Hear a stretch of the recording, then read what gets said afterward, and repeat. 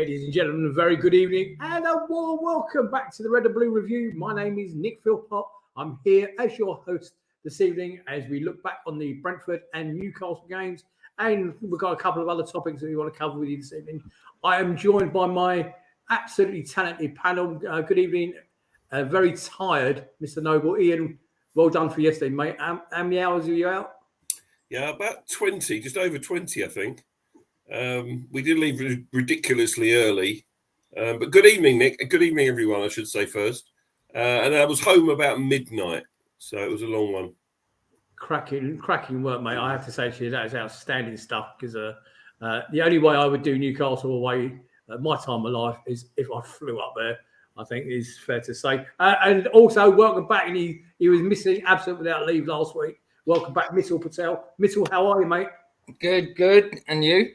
Yeah, life's good, mate. Life's good. Ian, can you just keep your eye on the? Can you see the chat, Ian? Yes, I can. Yeah. Please keep your eye on that and say some hellos in a minute. Ladies and gentlemen, before we get started, if you are watching us live, please hit the share button on Facebook. You can also watch us on YouTube, absolutely live, or you can watch us back at any time. And also go to our website, www.redandbluereview.co.uk, where you can watch this and our entire back catalogue. We're going to be catching up on the Brentford game in a minute. Then we'll touch on yesterday's game. We seem to be draw specialists at the moment, and then we're going to be talking about the international break over Christmas. But before we get into that, talking about international breaks, no game yesterday for our ladies team, who are proudly sitting on top of their league at the moment. They were on their international break, and congratulations to the England ladies qualified for their, I think it's World Cup, with one game to spare. Absolute maximum points. They're doing us proud. So our ladies were in international break. I say the Palace under 21s. They played Tottenham at home yesterday and spanked them 3-0, as you can see it on screen. Great result. Some good stuff happening in our younger squads. Our under 23s, first half hat-trick for Gordon on the 6th, 31st and 41st minute at Selhurst. And that was for the under 23s. The under 18s played that lot on the South Coast. Okay, and they also won 3-0. Nascimento scoring on the 11th and 41st minute. He was the guy we bought from Peterborough, wasn't he? And also Williams on the 73rd minute. That was at the training ground. So congratulations to those guys. And as Ian started this a few weeks ago, we're going to continue a little bit, if you don't mind, by doing a bit of loan watch. Malachi Boateng, he was substituted for David Boateng in the 67th minute at Queen's Park, and they lost for Queen's Park, as they lost 3-0 away at Dundee. Jez Raksaki started for Charlton against Bolton in a 3-1 defeat, but got the assist in the 4th minute. Scott Banks played for the first 66 minutes for Bradford against Walsall in a 2-1 victory. Daniel Quick was the substitute for Dorking Wanderers, came off in the 78th minute in a 5-0 defeat. And Rob Street came on for Shrewsbury in the 67th minute in their 2-0 win away at Forest Green Rovers. Luke Plange didn't feature this week, but Jay O'Brien came on in the 84th minute and scored an equaliser in the 93rd minute for RWD Molenbeek in a 2-2 draw against the RSTA Fortunes in Holland. So that's a quick catch up on how the kids and the ladies are getting on. We will keep you abreast of all the things, because I think you know what, lads, instead of talking about Brentford to start with, I think we'll have a bit of a chat on that. You've all been watching the so far the 4-part series of the Academy, but if you look at some of the talent, look at some of those kids. They are that's it, the Football Dreams Academy. Ian, start with you. I know you've been an avid watcher. Last week's show, I think we agreed pre-show was probably the poorest out of the 4 so far. But doesn't it make you proud? Yeah, absolutely. I'm still waiting for my invite to the Academy. I've got a badge to say I'm a founder member, so I'm looking forward to going and have a look around at some point. I was a bit disappointed in last week's show. I think the parent watch thing was interesting last week, where the parents were getting, especially the single mums, were getting so, behind their boys, and they were, having to go at the coaches because they weren't into the right teams and all that kind of stuff, which was a bit unnecessary. And then the Asian guy, he lived in East London and drove every day from East London with his boy, who was 10 years old, to the Palace Academy, which was amazing. And he was giving his boy a bit of stick, and I think they called him in, didn't they, and sat him down and said, "Look, you can't act like that. You're affecting your boy's game." So I think it's interesting looking at this documentary and the scenes behind the academy. But I think I prefer it when they're focusing on the 16-year-olds, because these are lads that maybe we'll see in a few years' time. But it's good viewing for sure. Yeah, enjoying it. Ian, while you're there, can you do some hellos? Mr. One coming to you on the same subject in a second. Yeah, Teresa Baker. Teresa had said earlier on, I said, we must talk about how well Jordan Ayew played yesterday. Mitchell, I'm sure you'd have a view on that. Don't respond now, though. Do not respond now. Paul Holden, good evening to you. Mark Callahan, Keith Madge Diamond, Matty Cannon, usual suspects on there. Good to see you all, guys. And oh, guys, where's someone else? I saw someone else go through a minute ago. Andrew Adams is there. Terry Ladd. Yeah. Paul Bristow, of course. Paul, good to see you yesterday, Paul, up at Newcastle. He's just got home from Plymouth now from Newcastle. If you think what I did yesterday was amazing, I think Paul wins it hands down, coming all the way from Plymouth for that one yesterday up in the northeast. Richard Young, Stephen Goldring, welcome to you guys. Rob Cranfield, Lucy's on. Hi, Luce. Andrew Adams, you mentioned. So good to see you, everyone. Obviously, as we talk about stuff tonight, it'll be good.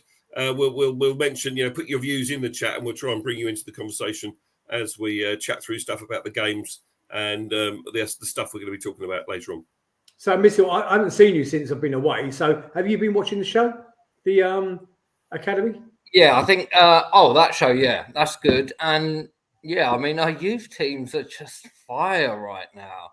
I think we're top of PL2 joint. I think are we third or second in under 18s, and the women are right up there. So just fire all over the academy. I mean, it just boys. It just goes to show you, doesn't it? I mean, if you give them the facilities, what can come out of it? And obviously, our number one of all time would be Wilf Zaha. But how many more Wilf Zahas did you see on the screen the other day, and potentially the last 2 or 3 weeks? Future looks good in there. Yeah, it does, very much so. I just think the amount of money we've spent on it you'd expect it to be good. And prior to it becoming a Category 1 academy, there was a lot of talk about players like Emma Smith-Rowe, Ruben Loftus-Cheek, help me out, others that hailed from South London that went off and joined Arsenal, Chelsea, because the academy at Palace wasn't quite up to scratch, but now it is. So you'd hope that the lads coming through now are the cream of South London. And again, someone studied this, and I'm no expert, but there's more talent that comes out of South London apparently than almost any other area of the country. So if we get it right, then hopefully we'll uncover that next Wilfried Zaha, and in 10 years' time, reap the benefits. It's something Steve like 13 or 18% of the Premier League players come from our catchment. Yeah, it's something Steve Parish alluded to in a recent interview, that because the amount of chimney pots in South East London, the quality and the number of the kids that are coming through, just not for Palace, but for lots of other academies are coming from South East London. It's really important. Years and years ago, I'll tell you a very quick story. My son was signed up for the Chelsea Academy, and I spent many, many weeks down at Cobham watching him training as a goalkeeper down there. And we were still probably languishing in the Championship at the time. And I thought to myself, when you walk through their doors and see the facilities for those kids, now look at where Chelsea are now, these years later, with the likes of people like Connor and that's coming through. I thought to myself, wouldn't it be lovely one day if Palace could be in that position? Chelsea were at the time, and obviously still are now. Okay, wonderful facilities down there. I don't know if you guys have ever been down there, but an amazing setup down at Cobham. Well, hang on a minute. So have we now. Okay, and I, for one, am really proud of the Aaron Wan-Bissaka thing, the sale that he created, the sale of Aaron Wan-Bissaka, and I am just mightily proud of our club to have those facilities, and let's not forget, be the initiators for the kids that fail, how they're being looked after, or their families are being looked after the kids are released. Palace were the first club to do that. So I think it's happy days at the Sellers Park. Okay, we may not be where we want. The type of player that our catchment area creates, right? Inner cities, like, grinding football, cage football, tight, close control tricks. That's why we see all of those type of players, like the Victor Moses, the Zahas, all of them. Sancho's come from them areas. So that's why they're all like exciting. Eze, all of them are exciting, tight control, interplay, because we are cage football on the big stage these days. I'm just looking at a comment in the chat. Gary Clark, good evening, Gary. Thank you for joining us this evening. Saying, I reckon Wilf will commit for life now. Well, it's funny you should say that, Gary. It's something Joe and I actually mentioned on the show 2 years ago. If we didn't sell him in that particular window, we never would. Well, he's got an option. It's literally black or white come January. It's literally black or white. He either signs a new deal with us, which I think is highly unlikely, or he can sign a pre-contract with another club come January. So, but celebrate the fact that I think that's the biggest. Let's do the transfer window quickly now, guys, or the lack of business in the. I think the biggest thing to come out of the transfer window on Thursday was the fact that Zaha is still there. Ladies and gentlemen out in Facebook land, celebrate the fact that you're going to be seeing Wilfried Zaha. It could be the long goodbye, okay, until next summer, until next June, but he is still a Crystal Palace player and will be until June. Yeah, it was disappointing, boys, wasn't it not, that we never bought any great signings in? Super disappointing. So, go on in. Yeah, let's look at what Patrick said about it, because I think this is a really important quote. So Patrick Vieira on deadline day, it opens again in 13 games. It's now 12 games, of course, and we've been clear about not bringing in players to make up the numbers. I said from the opening day, I was happy with the group we had. I believe we have enough to be competitive. So I think that's a real telling quote. If you read the socials, the Palace socials, people are saying, yeah, we need to get other players over the line. But look, we've got a tried and tested system. We've got an excellent sporting director in Dougie Friedman. We have a chairman who backs the club to the hilt, that is a proper fan of Crystal Palace Football Club. And these guys have got the best interests of the club at heart. So I, for one, was pleased that we didn't just bring anybody in to make up the numbers. And whichever way you cut it, we still have a squad now. We're light in one or two positions, of course, but we still have a squad now that has got a depth to it that we didn't have even two years ago, last year even at times. We brought in Decore. If you watched the game yesterday, he had a fantastic game in the middle of the park.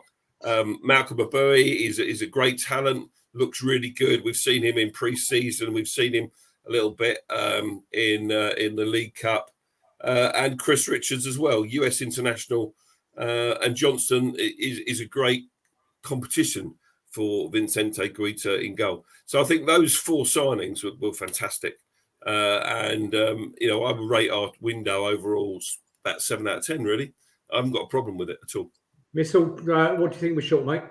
So obviously, we all know that I called Decore early doors, like right. So we knew about that, and as soon as we'd signed him, and plus we had Plange early, we had Every early, all of that was early, and at that stage, it looked like we were gonna do something special this season. Yeah. And then let's be clear, at the end of last season, everyone said Luca's had his time up. Ward, we all love him, but really we need something better on that right. And AU, debatable. Some people love him, some people hate him, right? So we accepted, we knew that right side is what we all needed. So Richards comes in and you think, actually, yes, comes from Bayern, strong one-on-one, progressive, that's great. Should have got Colwill or potentially Ronnie like Ronnie Edwards early, but we didn't. And a week before that statement, he said we're short on numbers, which technically we are. Decore is a monster, but everything stops as soon as anyone looks right. All of the patterns of play are in the centre. Mitchell, Gay, Anderson, Eze, Wilf, all of that's pattern play. But then when you want to look to switch, where is he? There is no right side. Ward always runs forward and then thinks, oh, let me step back, sideways back. And it always stops on the right. And then we're weak on the right because he's obviously not that quick. And obviously IU, who everyone thinks makes millions of tackles and tracks back, actually doesn't. And that's where all of our weakness comes from. And that's where they all attack us from every week. So a week before that statement, that said, and I do agree with like what you said, we do have an excellent recruitment. We do have a great chairman and we do have an unbelievable manager. I agree with all of that. And not bringing in the wrong people is the right thing to do. Exactly. But a week before that statement, he did say we are short on numbers. But agreed, we couldn't get the ones we wanted over the line, like Gibbs White, who would have been unreal in exactly what we want. We couldn't get a Watkins up front or anything like that. So I accept this is what we've got. But I feel like we haven't. I don't understand why we put Plange out. He looks strong pre-season. Well, maybe Mitchell, because he's not quite good enough yet. You know, they've had a look at him. They've got him in. They've had a look at him in games and training. Agreed. Like, I just thought he looked strong and willing and an engine and was tackling coming back. And Eberwe looked unreal, but hasn't seen a single minute. And I just look at IU's stats and nothing tells me every game, even though he was the most industrious I've seen him yesterday. Yeah. I look at his stats. We'll come to tomorrow's game shortly, but, you know, whatever you think about Jordan Ayew, clearly Vieira rates him to the point of wanted to start him in games like yesterday. True. He's not starting every week. He didn't start against Brentford. We looked our best.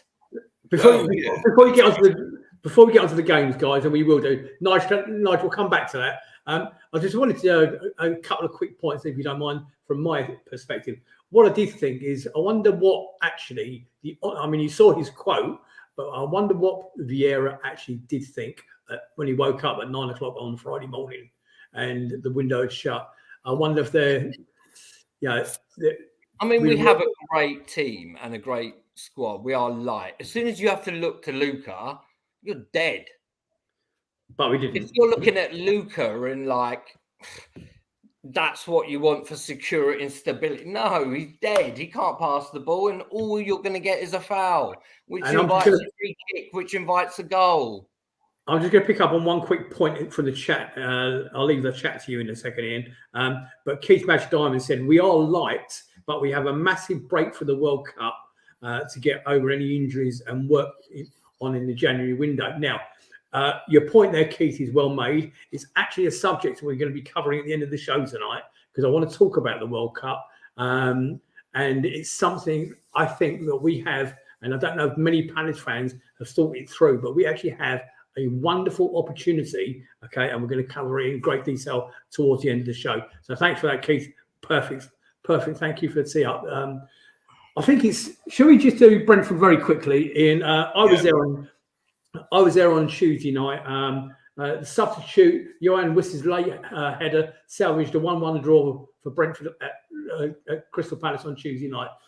The unmarked whistle was connected with a Janel's cross on the 88th minute to cancel out Wilf Zaha's earlier stun on the 59th minute. A late Brentford onslaught almost saw them take all 3 points back to West London. It was a very, very... I came out of there thinking we'd snatched a draw from victory, and we nearly snatched defeat from that draw. Well, Ian, if you don't mind, we'll do Zaha's goal to start with. Over to you, mate. Yeah, okay. Yeah, before I do, I just want to, otherwise I'm going to forget to mention this. I just want to say Andrew Adams, the subject we talked about earlier. It's a squad game. We have a decent squad. Can it be improved on? Yes, but let's wait until the next window. Ayew is living in Mitchell's head. Sorry, mate. Okay, Brentford game, interesting. I think that first half, they showed a few seconds of it on the Match of the Day highlights. I don't know if you're anything like me, guys, when you're at a game, I find it difficult sometimes to remember exactly what's happened and what order it's all happened in. I do look at it from a slightly different perspective since I started doing this show. But the first half, it was sort of two good sides that just cancelled each other out a bit. There weren't a lot of clear-cut chances. I thought Brentford probably just shaded it a little bit and, just glad to go in at 0-0 and give ourselves a chance. But, Will's goal, it needed something special to unlock the Brentford defence.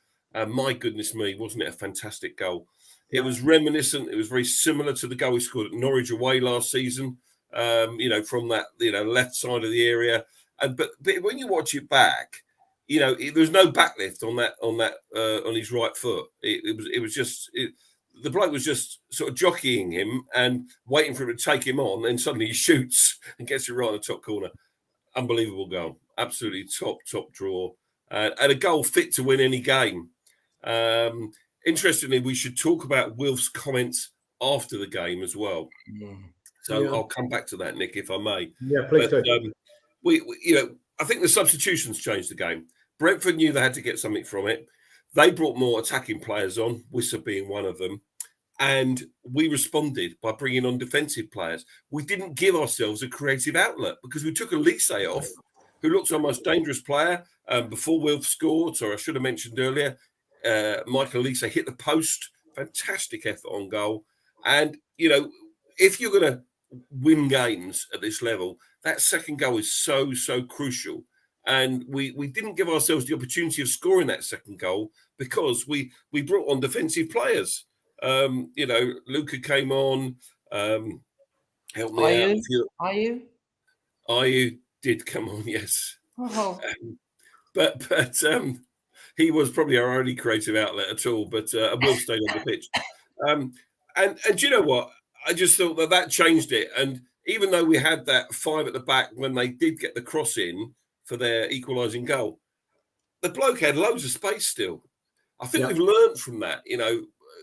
I was just sort of in the stand and I could see Vieira going absolutely mental when they scored the goal, kicking buckets of water and all the rest of it. And clearly they hadn't done what they had been asked to do. That's the thing. They hadn't done what they've been asked to do. And you're right, it felt like, thank goodness we hang on for the point in the end, because if that header from Ben Mee goes in, crikey, that would have been a real smash and grab for them. So, one was fair in the end. You can come back to Will's comments in a minute. I'm about to, because there's only 3 of us, I get an opportunity to speak with. Normally I'm just asking questions, but I had my own feelings about what happened on Tuesday night, boys. Mitchell, I'm really aiming this at you, but the rest of the Palace fan base that was watching us on screen, I've got my tin hat on and I'm ready to be slaughtered by you lot. Ready, steady, go. My honest opinion, I thought 2 disappointing players on the pitch on Tuesday night. Ready? Bria Eze, I didn't think he had a particularly great game. And I didn't think Michael Elise was that effective either. Okay, Mitchell, respond. Okay, right. So I thought actually Brentford are no mugs. They're a damn good side. They're attacking, aggressive, and when he makes those substitutions, basically they flood your box, and even all the defenders. So they just creep you in this net, and that's a massive risk. So if you can get past that with one out ball and someone who's decisive, that's how you get past it. But they hound you. They're a great team. So I don't have a problem with that. We were actually really good for about 60, 70 minutes because we had out balls and we played in patterns and things happened. And I agree, as they didn't have his best game, but he did well. And Decore, again, monster. Yeah, agreed. Breaking everything up, and he just releases the right ball and the simple ball. But about him, he's like a predator. So you won't see him clashing the players like Connor did, where he's in everyone's face. What he does is he kind of like prey. He kind of sits and watches and runs them just so he can get that final nick. But he doesn't then, that's not where the action stops. He gets the nick and then he can pick up the ball and move it. And if you watch, he's so clever. He's so clever. And that just allows us to be attacking. But we look great. I thought we were happy days. Elise just, he has 2-3 men on him, sucks him in, which opens up the space in the middle for Eze, and then the outball to Zaha. Quick shot, bang, goal. Right? That's how it works. You put Ayew there and Luca there, right? What happens is everything stops. Ayew always goes on like a mazy run, thinking he's like Messi. But what he doesn't realise is he doesn't play with the rest of the team. So he runs away down the sideline, gets to the end, and then realises, oh, there's no one around me. Got a couple of defenders. Oh, I thought I get a foul or I get a corner. But he never plays the right ball where they were playing. And you see it. Zaha's like, what the hell are you doing? Simple ball. And that's why I get so annoyed. And people are like, oh, but he defends. All right, but look at every other player in that position in other clubs. Do their fans go, yeah, but he runs hard? No, because they make actual impact. And let's talk about that game. In that game, Elise, total shots 4, right? Expected goals 0.18. Expected assists 0.12. Dispossessed once. Recoveries defensively, we're now talking 6. Interceptions 1. Really? Right? Ground duels 1, 71%, 5 out of 7. So who's talking to me about Ayew being defensive when that was defensively for Elise on that right? And in fairness to Michael, bless his heart, Ian, I'm coming to you now because I want you to do the chat, please. But in fairness, let's caveat what I said about Elise and Eze, especially for Michael. Michael's coming back from quite a long injury. Yeah. He was out for a while, so he's still finding his foot. He looks strong, though. There's been a couple of games, and Man City's 3rd and 4th goal I will use as my evidence. I think Eze needs to learn. In fact, I use the word to my son, lazy in defence. He was Eze. I'm talking about, not Elise. Eze. No, he was certainly responsible for the 3rd goal at the Etihad because he didn't track back, leaving Tyrick exposed. Mitchell, hang on. Let's come to Ian. Ian, do the chat for us, mate. I think from the Man City game, it was the first goal where was it Bernardo Silva? He was running across the box, and Eze was almost in Tyrick Mitchell's way.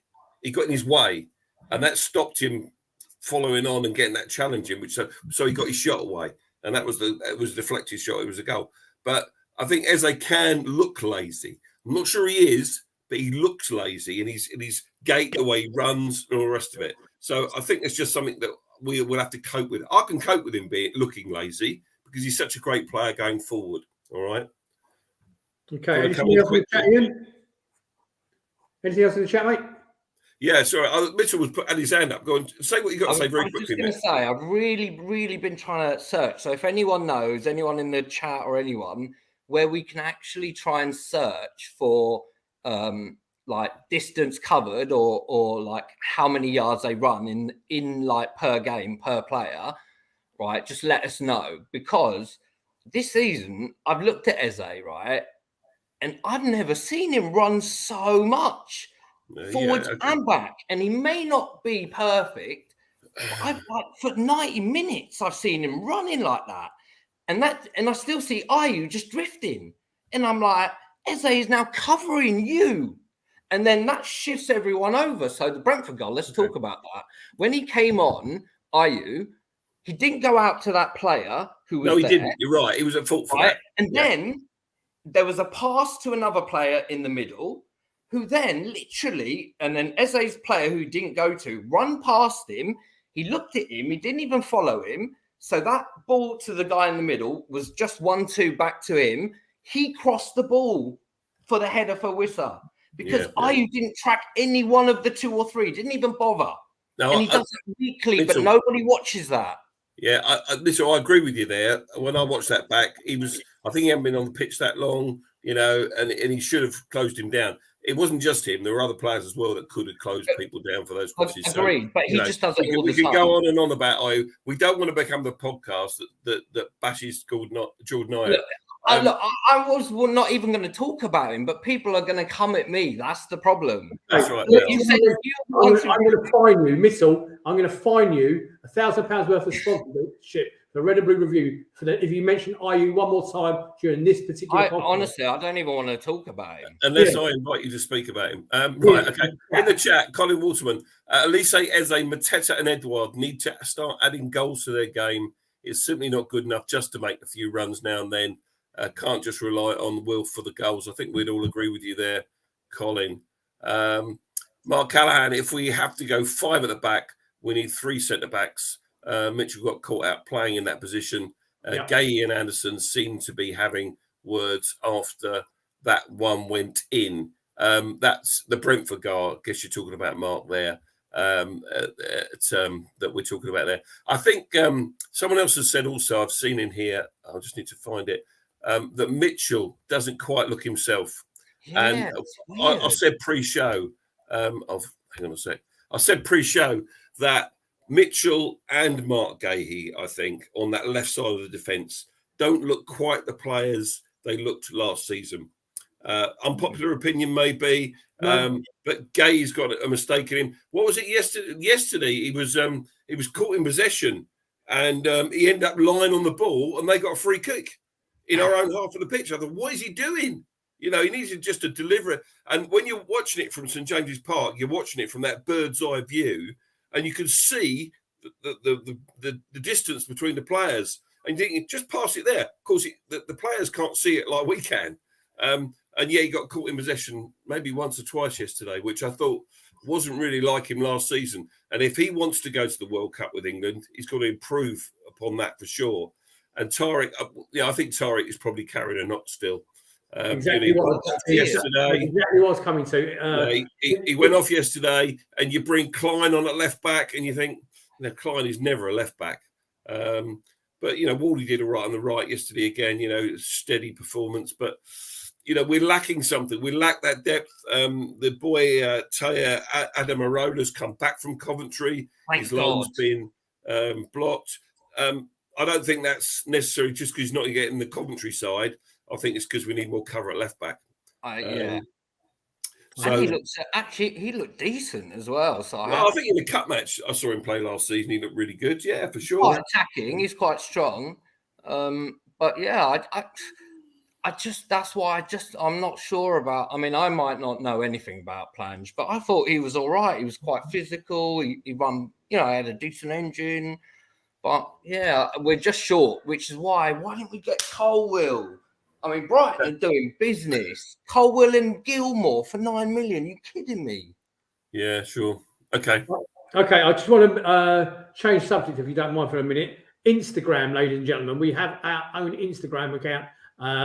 red_blue_review. I think it is something along that. Just search Red and Blue Review, you'll find it out there. Tom Clark Samuel does a lot of great work for us out there. He's asked me to mention to you that for the rest of the month, or going forward, he's doing a monthly quiz for you on there. Please get on there, jump on there, give it a like. He does a lot of hard work for us, for which we thank you, Tom, and get involved in his quiz that he's getting set up. So I think it's a quiz once a month for the previous month's Palace action. So get on and get involved in that. Right, where should we go to next? So have we covered both goals? I think we've done the Brentford game. I think we share of the spoils was probably about right. But let's talk about yesterday, shall we? Yeah, by all means. So again, I want to add my congratulations to each and every Palace fan that made that journey up there. I think you're all heroes and you're all proper Palace fans, unlike armchair supporters like me. And talking about another, don't try and make out you made the journey. Ladies and gentlemen, we're joined by Nigel Croucher, who made the mammoth journey over from 10 miles. Middlesbrough to Newcastle. Sunderland. Ian spent hours and hours and hours getting there, and Mr. Johnny Come Lately up there turned up with about 10 minutes to spare. So, first of all, how did you manage to get up the staircase, Nigel? I got up in the lift. Did you? You bottled it. I did not. I was going to walk. I was going to walk, but I went in with Rob Cranfield. We've seen the size of him. So he coerced me going up the lift with him. Well, some of the people I was with, I went in the lift, but I said, look, I'm walking. And one of the reasons I walked is that last year we lost, and I took the lift last year. So I thought I've got to change my pre-match routine. And we were in nice and early. So halfway up, I managed to have a little rest. But my goodness me, I was out of breath when I got to the top. It's a killer, isn't it? Ooh. Rob Cranford was in the chat. Good evening, Rob, and well done for attending yesterday. How many Palace fans were there, boys? About 1,000. 1,500? Yeah, 1,500. Well, you reckon? Yeah. And good experience. I mean, you're quite good on the experience. I mean, Nigel, you've been there before, but was it a good day? Did you enjoy it? Was it worth the trip? Yeah, it was worth the trip. Yeah, as far as 0-0s go, quite how the game stayed 0-0 is beyond me. We'll talk about that in a sec. But yeah, it was a good trip. What I like about going to Newcastle is that the station is so central. It's a 10-minute walk to the ground from Newcastle station. And, some grounds you go to, like Old Trafford, it's 4 miles away. Leeds, it's a nightmare once you get to the station. But Newcastle isn't like that. And the locals are pretty friendly.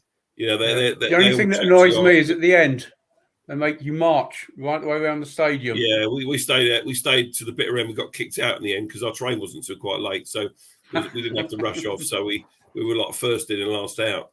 So we still had to walk round the side. I think the game, from what I saw on the stream, Mitchell, you saw it on the stream as well. I mean, it was a little bit like the Alamo. It actually reminded me of. It reminded me of a couple of the Roy Hodgson games where we were getting battered and battered and battered and popped up the other end to get the winner. Did you think that was going to end up that way because they just couldn't get past Guaita, Mick? I mean, he was outstanding yesterday. Look, if we look at what it was, they absolutely battered us, and their expected goals was like, let's have a look, 2 point something, 2.83, right? And ours was 1.01. 23 shots they had, 5 big chances versus 0 of ours. And to be honest, we were lucky, right? Because they didn't even have like the big man, St. Maximan or Ramirez. If they had that, they would have been clinical. We'd be 3-4 down by half time. So I don't understand this defensive view. Why can't we just play attacking? And then if we need, put these kind of dead men on later on. But if we do it the other way around, we're always going to be behind and then we won't catch up. And then... What do you mean by dead men? What are you on about, dead men? Well, just people like Luca and Ayu that just stop everything. Like they Luca didn't get on the pitch yesterday, did he? Luca wasn't on the pitch yesterday. No, he wasn't. What I mean is, like, we've got such an attacking trio, and like, obviously, we don't know about Mateta and Edouard, which one plays up front or whatever. But Elise, Zaha, Eze, and Decore is like the Superman, just a cover. Yeah. And then Schluppy always works hard engine-wise. I don't understand when we have Elise who creates everything, why he can't play. The stats yesterday said that we it was a fairly even game. 52-48, 23 shots they had. We had 19. I'm looking at my stats. I don't know if this is the same as on here. No, different. We had 9 shots on target to their 6. All right, okay. They weren't shots necessarily that Nick Pope had to do much about. Some of them, 1 or 2 he did, but some of them were sort of more like back passes. But overall, I thought we acquitted ourselves well yesterday at a difficult place to go to, where you've got 50,000 home fans baying for the goal to be scored, and we rode our luck at times. So. I think we need to come out there with a lot of credit yesterday. Also, I mean, I wanted to pick up on Mateta's turn and shot. I felt like he was unlucky. Anywhere else, he put it straight down the goalkeeper. Yeah, it was a good effort. I think you just need to pick up on a couple of things in the chat, if you don't mind. Michael Herman, evening, Mike. He mentioned IU again. That's £1,000. Okay. Teresa said, Mitchell just said IU. Andrew Adams just said, Nick, he mentioned IU again. Surely that's a yellow card. Okay. Yeah, So great. one more, and you owe the Red Blue Review sponsorship fund. And ladies and gentlemen, in all seriousness, we are looking for a sponsor for the show. Not big bucks, but come along, sponsor us, help us with hardware and trying to make your Sunday night a little bit easier. So if you know anybody that's interested in it, give us a shout. Get in touch with runners. Mick, away you go. Okay, so I just want to get across, actually, we went to Newcastle, which is going to be a tough place for any team to go, right? Yeah, they're looking good. And without them two players, especially Isaac as well now, oh, God, they're actually looking all right. So, and Eddie Howe knows what he's doing. He's clever tactically. So I'm happy with the point. We've done well, but it was a botch job and we got a little bit lucky. So this whole like shifting of formation, I get it, but we've kind of got holes in there, as in we're plugging holes, but we're not the right players. So it kind of, I understand the ethos behind it. Yes, we should be flexible in games and be able to switch from the 3 to the 5 and whatever, but not when you haven't got the players who can do it, because then that stops everything else in terms of how you then like get the ball back. So last season, because of Connor and the press, we had recoveries in the opposition's third, and then we spread quickly and we get chances and score. Now, with this defensive-minded outset, we drop deep and we don't recover in their half anymore. We don't chase anymore, right? We wait and then we try and get an out ball, which is why you see we are, I think, second in long balls this season, because now look at how much more Gay and Anderson are pinging the ball to Zaha and the out ball, right, compared to last season, because we don't have possession, because we can't hold it, because we're not playing in patterns. I just want to, Ian, I'm coming to you now because I want to talk to you about their goal or their disallowed goal. I note today that the PGMOL are looking at the VAR decisions from not just from that one, okay, but they're also looking at the Chelsea game yesterday because something clearly isn't right. Ian, from the crowd perspective, I think it's safe to say that Newcastle were very unlucky there. Had that have been the other way round, we would have been screaming absolute blue abdabs. Yes, he's made contact with Guaita there, stopped him coming from the ball, but if he doesn't do that, Guaita gets there, in my opinion. So there's both ways to look at it. Your thoughts, mate, please. Yeah, I think in the ground, we weren't complaining too much from the top of the stand. You know, it looked like a coming together, but then Guaita's flat out, and so is their player. So you think, well, something's happened there that isn't quite right. So when they did go to look at it, you think, oh, actually, this could be ruled out. That's handy. Now, watching it back, I can see why the referee's changed his mind. Now, on Match of the Day, they made much of the fact that the guy in the VAR studio is vastly more experienced than the referee. That's rubbish, in my opinion. Okay, so the referee's had another look at it, and he's seen Joe Willock take Guaita out. He's taken him out. It was like, the wrestling. They would have been pleased with that. He's actually knocked him flying. And when Newcastle's defence was, actually Mitchell pushed him in. He didn't push him in. He might have had his hand on him, but that wasn't a foul. That wasn't a foul. It's a physical game. There's physical contact all over the pitch. Yeah. He's got his hand on him, but that wasn't a foul. So the foul was Willock taking Guaita out. And as you rightly say, Nick, Guaita gets that ball if he's not taken out. Therefore, it's a foul. It's our free kick. And the goal shouldn't stand, in my opinion. Now, Newcastle fans would argue differently, and Eddie Howe argued differently, and Shearer argued differently. But I did see one or two Newcastle fans on social media saying, yeah, fair enough. You know, I can see why it was ruled out. And if it's the other way around, maybe our views change. I don't know. But we got a little bit lucky. But at the end of the day, I think it was a goal that shouldn't have stood, and it didn't. So for me, it's the correct decision. Mitchell, I'm coming to you next. Nige, from inside, I mean, if you read the socials, there was one Newcastle fan thought that he pushed, Wardy had pushed, who was it? Who's their player? Willock. Willock into Guaita, and the Palace response, the Palace social response was, "What's Joe Ward's right arm superhuman? Actually threw him through the air, did he?" It was Mitchell. It's Mitchell. That was Mitchell. Sorry. Nigel, from your point of view, what did you see? I agree with Ian. Sort of from up in the gods, you thought, God, what have we done?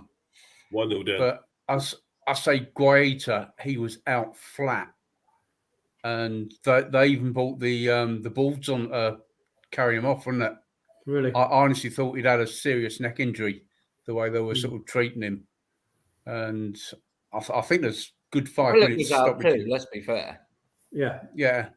There's a good 5 minutes stop, which was treating Guaita while the referee went over to the monitor.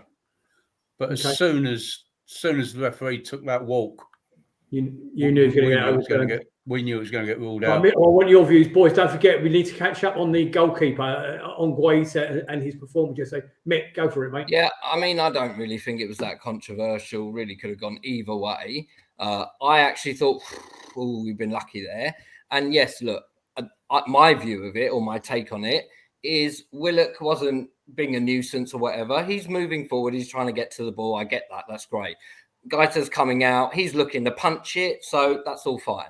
Mitchell was behind him and he does have a hand on him. No way is it a crazy push. But yeah, he does force a little bit of pressure there, which is what you'd expect. It's football. That's what happens. And that's what then puts Willock moving forwards to Guaita in a different direction. They clash. Nobody's done anything wrong there. So it's just like, it's not a big deal. We got lucky. We did. And it was bizarre because after they ruled the goal out, they showed it back on the big screen, and you suddenly saw all these Newcastle fans go, "Whoa!" You know. I text my mates, and I was like, "Lucky escape." That was ridiculous that they did that. Can you just clarify what did they say? Say again. Can you just clarify what did we? They're all going mental down below us. It was crazy. It was bonkers. Listen. So we've gone to 2 draws in a week now. We need to start turning some of these draws into. I know there's 38 games in a season and another 38 draws, and we're safe. So let's not worry too much about it.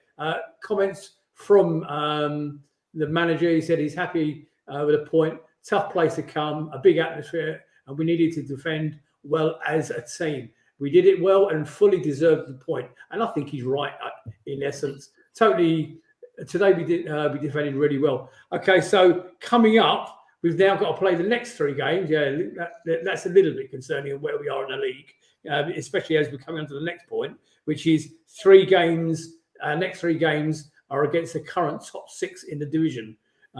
So Sunday the 11th, home to Man United. Saturday the 17th, away at that lot down there.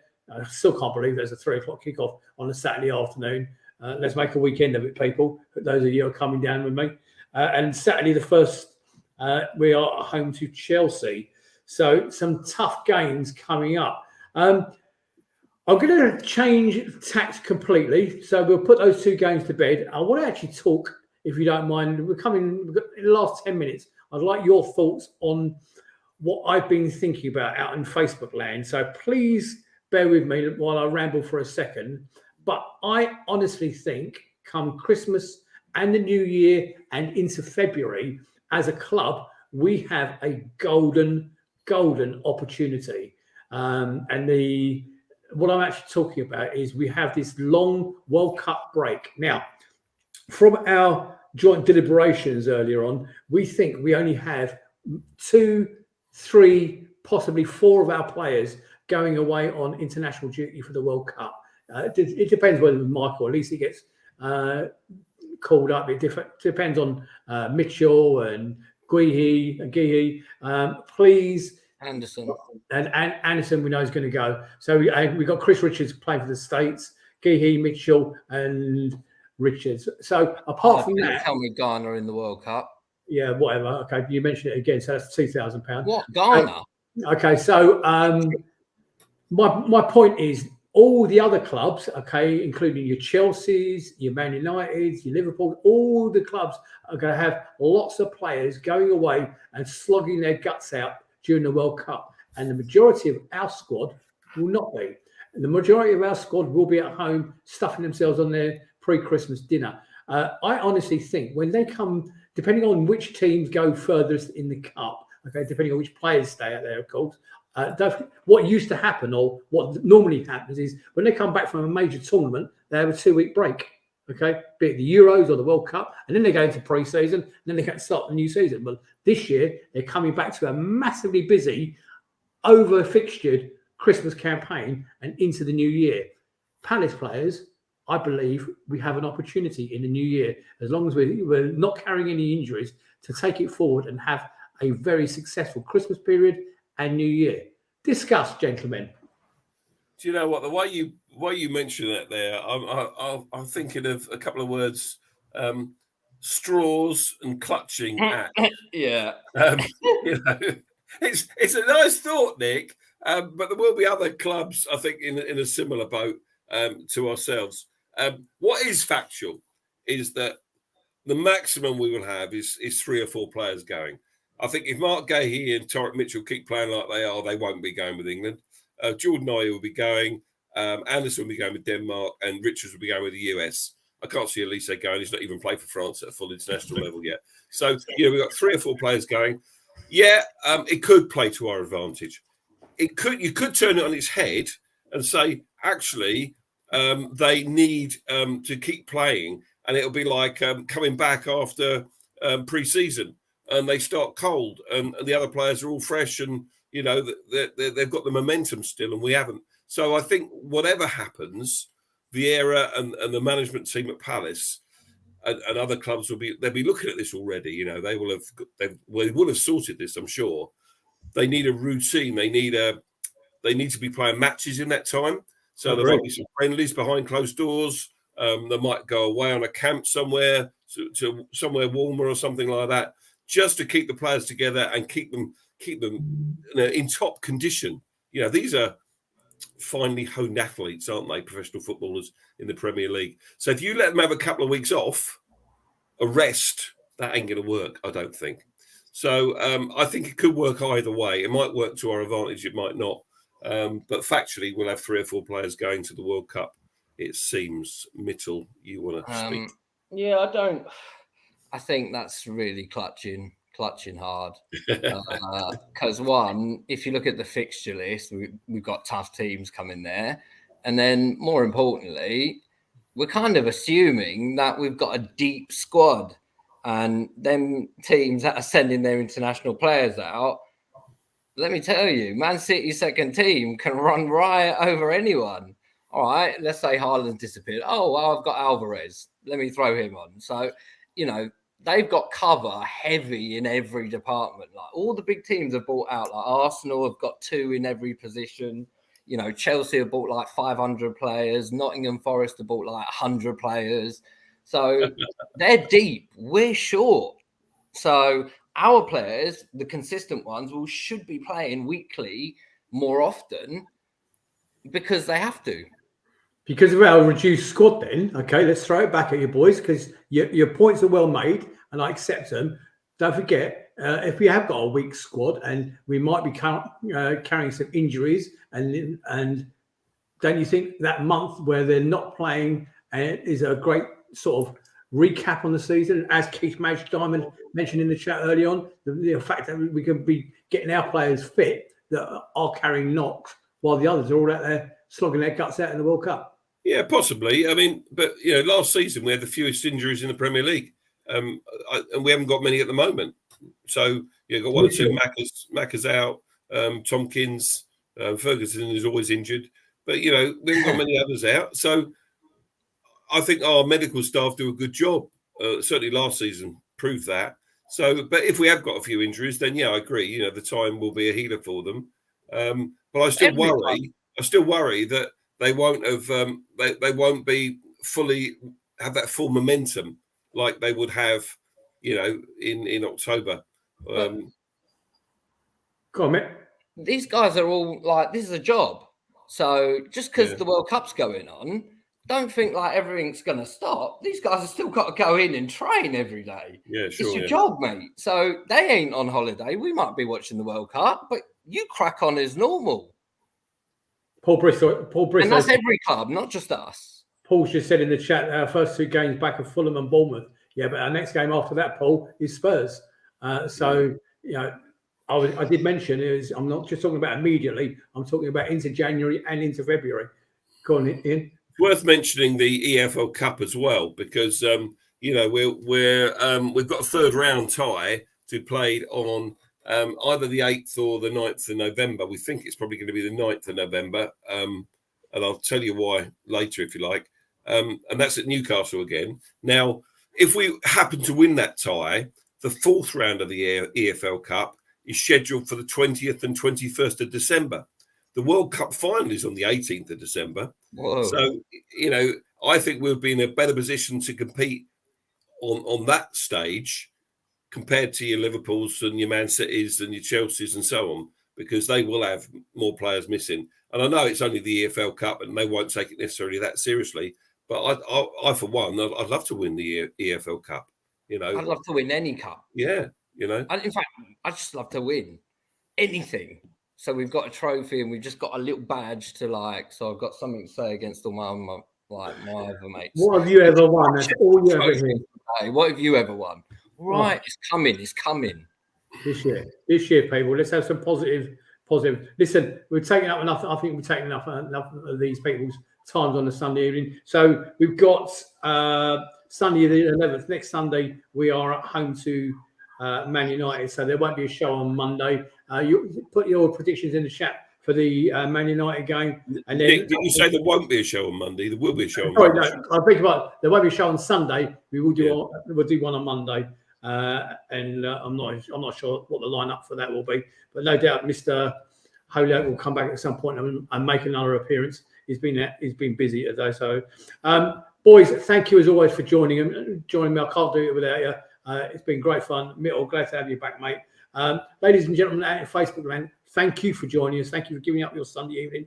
Anybody out there wants to consider sponsoring us for a season? You can have every single show, which includes every single Premier League game, every single cup game, FA Cup and Carling Cup, and your name will be your company's name or your own name if it's a private sponsor will be scrolling across the bottom of the screen. And I know the man who's going to do it for us is just join us. Nigel, thank you for all your hard work in the background, and you, Lucy, Tom Clark, Samuel, as always.